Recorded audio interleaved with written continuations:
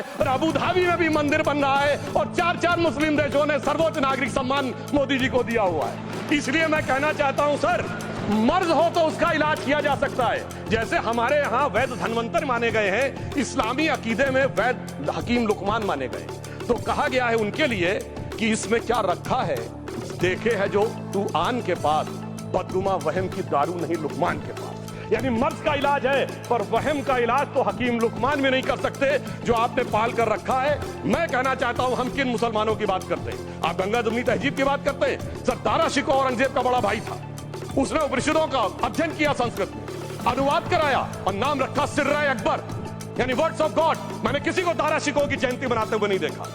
मैं पूछना चाहता हूं, बेगम बीबी ताज, उनके घर पे जाते किसी ने सुना? सर ये बताइए, आलम शेख, इतने बड़े कृष्ण भक्त के कवि, किसी ने सुना उनके घर पे जाते हुए? मलिक मोहम्मद जायसी, जिन्होंने पद्मावत लिखा, उत्तर प्रदेश के रहने वाले, उनके घर पे कोई गया? ये बताइए, ब्रिगेडियर मोहम्मद उस्मान के घर पे कौन गया? आजमगढ़ में, गाजीपुर के रहने वाले थे, आज तक जाने वालों में नहीं दिखे। और मैं सर बताना चाहता हूं एक और बात, सर एक सैयद इब्राहिम रसखान हुए हैं, बहुत बड़े कृष्ण भक्त के कवि।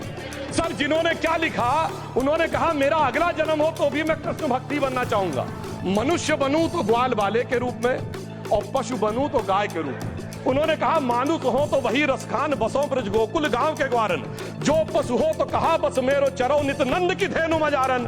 सर उन्होंने कहा गायों के बीच में नंद बाबा की गायों में जन्म लेना चाहूंगा।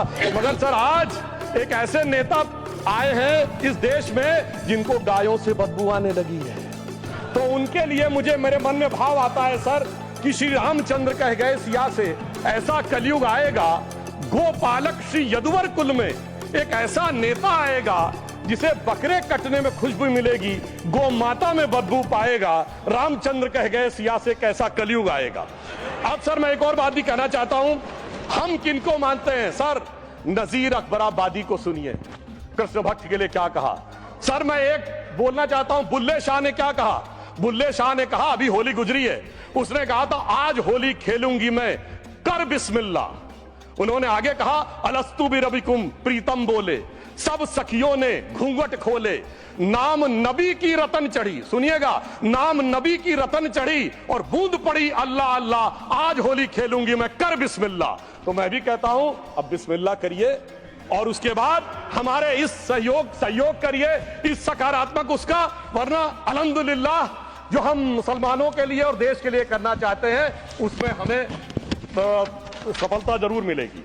अंत में मैं सिर्फ ये कहना चाहता हूं सर, तमाम प्रकार की बातें यहां पर हुई, सकारात्मक और नकारात्मक। Pakistan. This is something that he didn't say. Now listen to what he has to say.